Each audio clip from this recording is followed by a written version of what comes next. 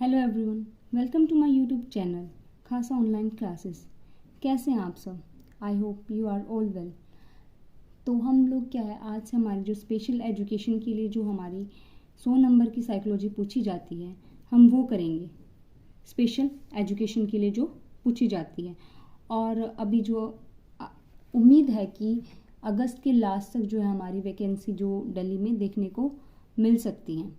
तो उसके लिए क्या हम अभी से अपनी प्रिपरेशन है जो स्टार्ट कर देते हैं। तो हमारा जो फर्स्ट टॉपिक है वो है history prospective of special education. हम थोड़ा जल्दी इसलिए कर रहे हैं कि ताकि क्या है, जल्दी से हमारा जो कंटेंट है उसको करके उसके बाद जो हम है क्वेश्चन प्रैक्टिस करेंगे। तो स्टार्ट करते हैं। Our first topic is historical prospective of special education. तो सबसे पहले बात करते हैं कि ये होता क्या है, कि स्पेशल एजुकेशन है वो कैसे आई थी, कैसे हम लोग है इन डिजीज के बारे में पढ़ते हैं। सो 1980 में 1980 में जो वर्ल्ड हेल्थ ऑर्गेनाइजेशन थी, उन्होंने सबसे पहले क्या है, जो हमारी क्षति होती है, अक्षमता होती है, विकलांगता होती है, इनके बारे में क्या है इंटरनेशनल के उस पर क्या है इनको प्रकाशित किया था। क्लासिफिकेशन की थी इसकी कि ये कैसे होती है, कैसे सबसे पहले क्या होती है, बीमारी होती है, फिर बीमारी के कारण हमें कुछ क्षति होती है, फिर अक्षमता होती है, फिर विकलांगता होती है। तो कैसे क्या है ये आई थी। तो सबसे पहले जो शुरुआत की थी वो थी 1980 में। 1980 में क्या हुआ था, जो वर्ल्ड हेल्थ ऑर्गेनाइजेशन है, वर्ल्ड हेल्थ ऑर्गेनाइजेशन है, उसने, इसकी फुल फॉर्म भी मैं देती हूँ, वर्ल्ड हेल्थ ऑर्गेनाइजेशन, विश्व स्वास्थ्य संगठन ने जो हमारी क्षति थी, अक्षमता थी और विकलांगता थी, उसके बारे में क्या इन्होंने बताया था। इसका जो मुख्य उद्देश्य क्या था, जो हमारी क्षति होती है मतलब कि इम्पेयरमेंट, डिसेबिलिटी और हैंडीकैप, क्षति, अक्षमता और विकलांगता की जो इन्होंने क्या है परिभाषा दी थी कि ये होती क्या है और इनके बीच में क्या है रिलेशन क्या है। तो सबसे पहले ये कैसे हुई थी, सबसे पहले होती है जैसे इसका डिजीज। सबसे पहले हमें कोई बीमारी ही होगी जब शुरुआत होती है, तो सबसे पहले क्या होती है डिजीज। फिर आती है हमारी इम्पेयरमेंट, कोई क्या है बीमारी, इनको हम अभी क्या है एक्सप्लेन करेंगे। बीमारी, इम्पेयरमेंट होता है क्षति, और डिसएबिलिटी मतलब अक्षमता, हैंडीकैप, हैंडीकैप क्या होता है विकलांगता। अब हम बात करते हैं जो बीमारी है। बीमारी क्या है, यह एक सामान्य मतलब कि सामान्य प्रक्रिया, एक नॉर्मल प्रोसेस है, क्योंकि जो हमारा शरीर होता है ना, वो उसको क्या है कुछ ही टाइम के लिए इफेक्ट करती है, बहुत ही थोड़े से समय के लिए क्या हमारी बॉडी पर इफेक्ट। जैसे हमें कुछ, जब तक हम बीमार रहते हैं तो हमें क्या वीकनेस फील होती है, उसके बाद क्या हम ठीक हो जाते हैं। तो ये क्या करती है, हमें शॉर्ट टाइम के लिए इफेक्ट करती है। उसके बाद हम बात करते हैं इम्पेयरमेंट की, मतलब कि क्षति। क्षति क्या होती है, यह भी एक प्रकार की जो असामान्यता होती है ना, जो हमारी शारीरिक और मानसिक स्तर पर होती है। यह हमें क्या होती है फिजिकल भी होती है और मेंटली भी होती है, फिजिकली एंड मेंटली, शारीरिक और मानसिक स्तर की होती है। इसमें क्या होता है, जो क्षति होती है वो प्राणी की क्या करती है, कोई भी मनुष्य है उसकी क्षमता को प्रभावित किए बिना ही उसकी संरचना और कार्य प्रणाली को क्या करती है प्रभावित करती है। मतलब कि उसको क्या होगा, मान लो हमारा हाथ में चोट लगी, राइट हैंड में चोट लगी, तो हमें क्या होगा, जो भी हम राइट हैंड से काम करते हैं उन कामों को करने में क्या हमें प्रॉब्लम आती है ना, जब तक वो ठीक नहीं होता। तो ये होती है हमारी क्षति, जिससे क्या है फिजिकली अगर हम इफेक्ट होते हैं, हमारा मेंटली भी क्या है अफेक्ट होता ही होता है। इसको हम क्या है एक और एग्जाम्पल से के साथ सीख सकते हैं। अगर हमारे मान लो रेटिना है, अगर वो खराब हो जाता है, आंख के अंदर होता है जो, उससे हमें क्या है दिखाई देने में क्षमता होगी, मतलब कि दिखाई देने की जो क्षति हो जाती है, हमें दिखेगा नहीं। तो उससे क्या होगा, हमारा जो ब्रेन है ना वो भी क्या है काम करना धीमा कर देगा, उसका भी क्या है स्लो प्रोसेस हो जाएगा। तो इसे क्या बौद्धिक क्षति भी कहा जा सकता है, क्योंकि वो अफेक्ट कर रही है ना, किसी एक चीज के अफेक्ट होने से दूसरी चीज भी क्या हो रही है, इफेक्ट हो रही है, उसको हम बोलते हैं इम्पेयरमेंट। फिर बात करते हैं हम डिसेबिलिटी की। डिसेबिलिटी क्या होता है? डिसेबिलिटी मतलब कि अक्षमता। इसमें क्या होता है, अगर कोई नॉर्मल व्यक्ति है, वो कुछ भी एक्टिविटी करता है ना, तो उसको क्या है, वो एक्टिविटी करने में उसको क्या है, प्रॉब्लम होती है, वो क्या कहलाती है, हमारी डिसेबिलिटी, अक्षमता। किसी काम को करने में हमें क्या परेशानी होती है, उसको कहते हैं। अब बात करते हैं हैंडीकैप की। हैंडीकैप क्या होता है? जो इम्पेयरमेंट और डिसेबिलिटी, इन दोनों की वजह से जो चीजें उत्पन्न होती है ना, उसको क्या कहते हैं हम, विकलांगता कहते हैं। इसमें क्या होता है, जो विकलांग शरीर होता है ना, वो फिजिकली भी और मेंटली भी दूसरे लोगों की तुलना में क्या है, थोड़ा पीछे रह जाएगा। मतलब उसको क्या है, अच्छे से काम नहीं कर पाएगा। जो लोग दूसरे काम अच्छे से कर पाते हैं, विकलांग लोगों को वही कार्य करने में थोड़ी परेशानी होती है। तो ये क्या है, फिजिकली और मेंटली भी क्या है, इसको क्या है, प्रॉब्लम होती है, फिजिकली और मेंटली। अगर मान लो कोई व्यक्ति है, उसका किसी भी एक्सीडेंट में क्या हो गया, हाथ जल गया, तो उससे क्या होगा, उसकी जो कोशिकाएं हैं, उत्तक है, जो मतलब कि हमारे सेल्स और टिश्यू होते हैं ना, वो भी क्षतिग्रस्त हो गए। तो हाथ जलने के कारण क्या, वो कोई भी अपना काम नहीं कर पाएगा। तो ये बीमारी क्या है, जब स्थायी रूप धारण कर लेती है ना, तो उसको हम क्या कहते हैं, विकलांगता, कि वो पहले की तरह नहीं हो सकता, उसको क्या बोलते हैं हम, विकलांगता। ये थी हमारी disease, impairment, disability and handicap. अब बात करते हैं हम इंटरनेशनल हिस्ट्री ऑफ स्पेशल। ये तो क्या था, हमारा छोटा सा टॉपिक था कि इसके अंदर जो जो बीमारियां होती है वो उसको क्या बोलते हैं, ये चीज़ें क्यों होती है, उसके बारे में हम पढ़ चुके हैं। अब हम बात करते हैं international history of special education.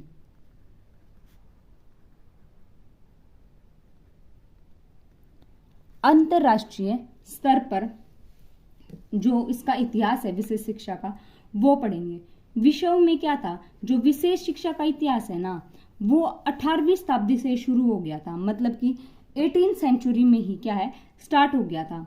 और इसकी खोज किसने करी थी, एक रूसो नामक ना एक वैज्ञानिक थे, उन्होंने अपनी पुस्तक में प्रकाशित किया था सबसे पहले इसको। और उन्होंने क्या है, जो स्पेशल एजुकेशन है, मतलब कि विशेष शिक्षा, उसको भी क्या है, बढ़ावा दिया था। रूसो थे ना, उन्होंने क्या कहा था कि जो बच्चों का अधिगम होता है ना, उसके संज्ञान की गति के अनुसार होना चाहिए।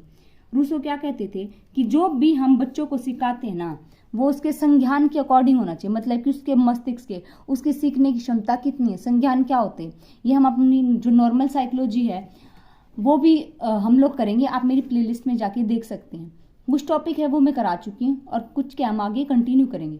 तो कॉग्निटिव होता है जब हमें सोचने, समझने और कार्य को करने में जो प्रॉब्लम होती है, उसको हम क्या बोलते हैं, संज्ञान। तो इसमें क्या था, 18th सेंचुरी में इसकी शुरुआत हो चुकी थी। और किसने करी थी, रूसो ने अपनी बुक में लिखा था इन्होंने कि जो विशेष शिक्षा है ना, उसको क्या इन्होंने बढ़ावा दिया था और उसको उसी में क्या है, प्रकाशित किया था। अब बात करते हैं बाधिरता। सबसे पहले क्या है, बाधिरता थी कि बाधिरता जो हमारी डीफनेस होती है, उसका अस्तित्व कैसे आया था। ये तो हमें पता नहीं कि कब आया, कौन से सन में आया था, लेकिन ये हमें पता है कि किसने दिया था और किसने इसके बारे में बताया था। जो डीफनेस क्या होता है, डीफनेस, बाधिरता, ये किसने दिया था, एक Pedro Ponce de Leon. Pedro Ponce de Leon थे। इनके नाम थोड़े अजीब मिलेंगे आपको, लेकिन हमें क्या याद करने पड़ेंगे। पेड्रो पॉन डी लियोन, इन्होंने बताया था कि जो बधिर बच्चे होते हैं ना, वो भी पढ़ सकते हैं। ये क्या है, क्योंकि जिन लोगों को सुनाई नहीं देता वो भी क्या है, पढ़ भी सकते हैं और वो सीख भी सकते हैं। फिर क्या था, हमारे एक फादर एप्पे डी लेपे, ये क्या थे, इन्होंने क्या है, जो बधिर बच्चे थे ना, उनके संप्रेषण के लिए, मतलब कि कम्युनिकेशन के लिए क्या है, एक स्पेलिंग सिस्टम का जो मैनुअल होता है ना, वो विकसित किया था इन्होंने। जो फादर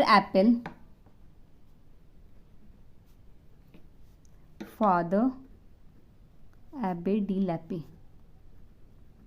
इन्होंने क्या किया था, उन बच्चों के लिए जो कम्युनिकेशन होती है ना, बातचीत कैसे करेंगे हम लोग, कम्युनिकेशन, उसके लिए क्या किया था, एक स्पेलिंग सिस्टम मैनुअल तैयार किया था।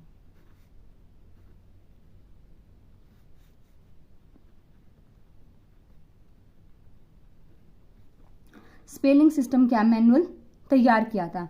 फिर मतलब इन्होंने तो क्या है, जो ये पेड्रो पॉनिक डी लियोन थे, इन्होंने पहली बार इनके बारे में बता दिया। फिर जो फादर एपे डी लेपे थे, इन्होंने क्या बताया था कि ये बातचीत कैसे करेंगे, उनके लिए एक मैनुअल तैयार कर दिया। उसके बाद क्या था, 18वीं सेंचुरी में जो बहादुर बच्चों के लिए पहला पब्लिक स्कूल खोला गया था पेरिस के अंदर। पेरिस का जो national institute for deaf model, ये बनाया था उन्होंने। क्या बनाया था, 18वीं सेंचुरी के अंदर, मतलब कि 18वीं सेंचुरी की एंड में पेरिस के अंदर एक पब्लिक स्कूल था जो डीफ बच्चों के लिए था। एक पब्लिक स्कूल था, कौन सा था, नेशनल इंस्टीट्यूट ऑफ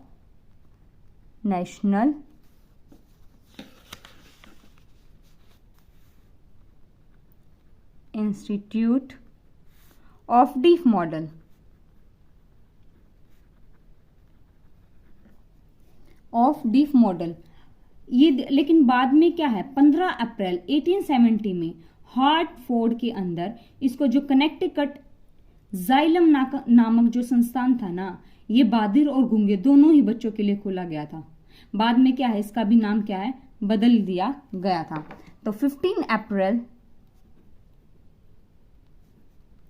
1870 के अंदर हार्टफोर्ड में क्या खोला गया था, कनेक्टिकट जाइलम खोला गया था। ये क्या था, डीफ और डम, मतलब कि डीफ एंड डम,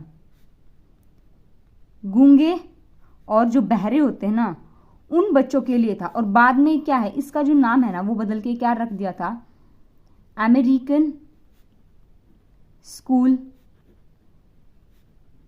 फॉर द डीफनेस।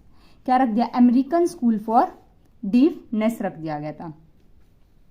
फिर एक जो अलेक्जेंडर बेल थे, इनका नाम हम पहले भी काफी बार जो स्कूल बुक थे उनमें सुन चुके हैं, कि जो अलेक्जेंडर ग्राम बेल थे, उन्होंने क्या है, जो टेलीफोन का आविष्कार किया था। तो टेलीफोन का आविष्कार तो इन्होंने क्या है, जो श्रवण बाधित बच्चों के लिए संप्रेषण का खोजकर्ता माना जाता है इनको, कि इनकी इसकी जो खोज है ना, वो अलेक्जेंडर बेल ने की थी। हम सुन के जो सुनते हैं ना, उन्होंने टेलीफोन का कर दिया था ना, इन्हीं को क्या है, हम संप्रेषण बच्चों का क्या है, खोजकर्ता मानते थे। किसको, अलेक्जेंडर ग्राम बेल को। ये क्या, संप्रेषण का खोजकर्ता माना जाता है, मतलब कि बहादुर बच्चों के लिए, कि जो बहादुर बच्चे होते हैं, जो मतलब सुन नहीं सकते, वो भी क्या है, बातचीत कर सकते, उनका क्या है, खोजकर्ता माना गया था। फिर था क्या था, अलेक्जेंडर बेल क्या था, इन्वेंटर ऑफ कम्युनिकेशन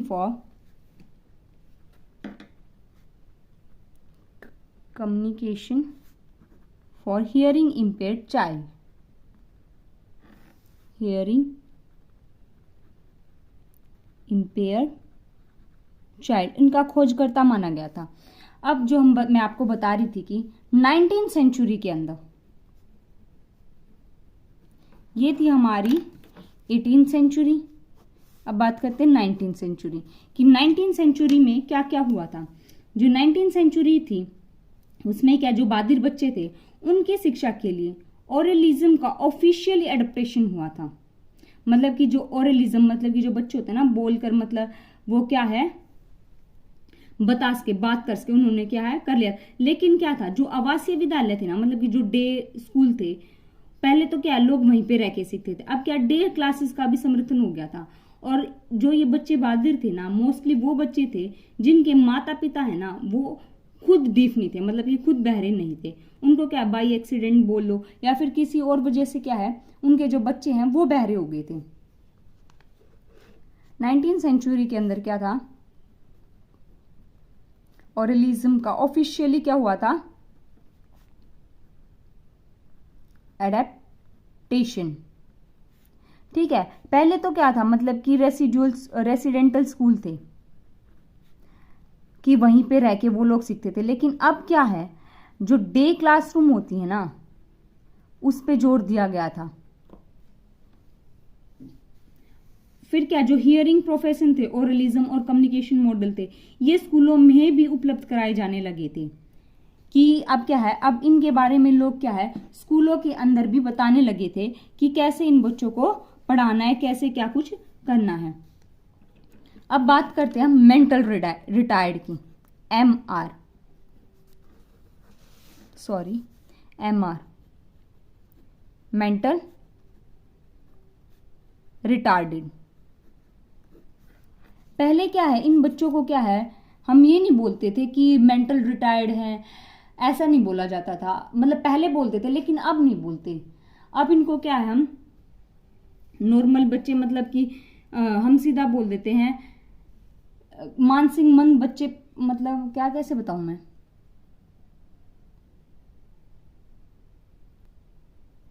आप एक तरीके से बोल सकते हैं कि इन बच्चों को क्या बोला जाता है, लर्निंग डिसेबल, कि ये क्या है, सीखने में असक्षम बच्चे हैं।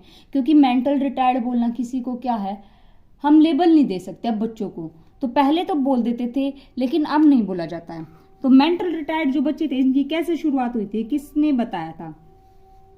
तो सबसे पहले क्या, एक वाइल्ड बॉय ऑफ एवियन, एक बुक का नाम है ये, वाइल्ड बॉय ऑफ एवियन। किसका नाम है ये? एक बुक का, जो कि एक फ्रेंच के फिजिशियन थे,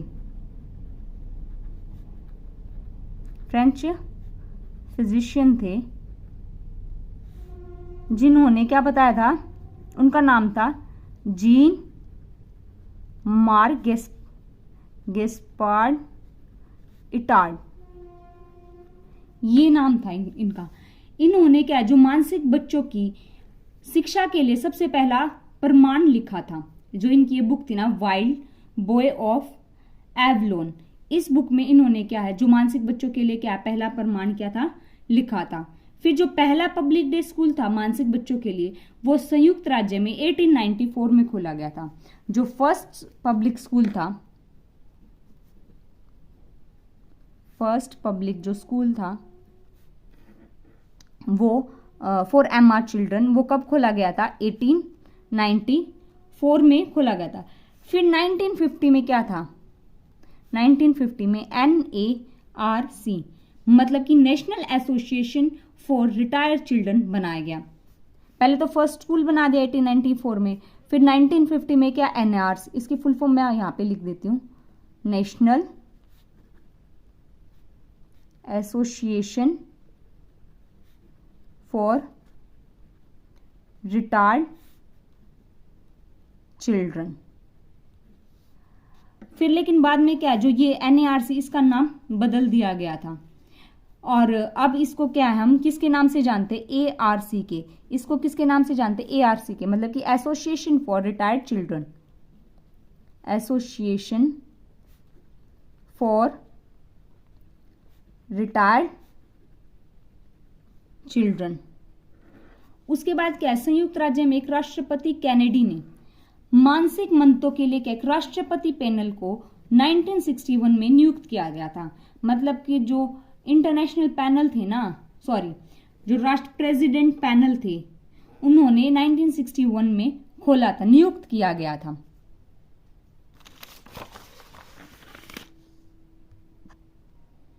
MR बच्चों के लिए जो फर्स्ट पैनल था वो कब था? 1961 में। अब 1961 के अंदर ये किसने खोला था? President of USA। और इनका नाम क्या था? इनका नाम था जॉन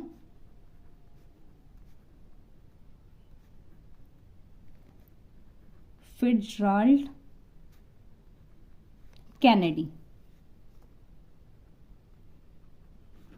ये नाम था इनका। फिर बात करते हम जो ये थे ना हमारे पीछे, हम जो लोग हैं पढ़ चुके हैं, जो ये जीन मार्क इटार्ड थे, इन्होंने क्या विशेष शिक्षा की शुरुआत करने वाले क्या है प्रथम व्यक्ति थे। कैसे इन्होंने क्या मतलब 11 साल का जो लड़का था, एक जंगली लड़का था जिसका नाम था विक्टर रखा था, तो उसके ऊपर क्या इन्होंने टेस्ट किया था। वो लड़का सामान्य तो नहीं हो सका, लेकिन क्या है उसके इन प्रयासों की वजह से उसको क्या है थोड़ा सा परिवर्तन क्या है अवश्य आए थे। तो उनकी जो बुक थी वाइल्ड बॉय ऑफ एवेलोन, उसमें क्या इन्होंने प्रमाण दिया था। और पहला जो मानसिक स्कूल था वो हम लोग पढ़ चुके कि 1894 में खोला गया था। फिर 1950 में NARC आया, national association for retired children. अब इसको क्या हम ARC के नाम से जानते हैं, एसोसिएशन फॉर रिटायर्ड चिल्ड्रन। तो इस तरीके से उन्होंने क्या है टेस्ट किया था। फिर और जैसे कि स्पेशल एजुकेशन है, पीछे वैसे लिख तो चुकी मैं, फिर दोबारा लिख देती हूँ। स्पेशल एजुकेशन कौन थे जिन्होंने टेस्ट किया था? Jean Marc Gaspard Itard. इन्होंने क्या है एक 11 इयर्स का जो बॉय था उसके ऊपर क्या है टेस्ट किया था। अब आप लोग हेलन केलर के बारे में भी क्या आप पढ़ चुके हैं, हमारी स्टोरी आती थी आई थिंक 7th या 8th में, अच्छे से तो याद नहीं बट आती थी। हेलन व केलर, इनका जन्म कब हुआ था? 27 जून 1818 को हुआ था।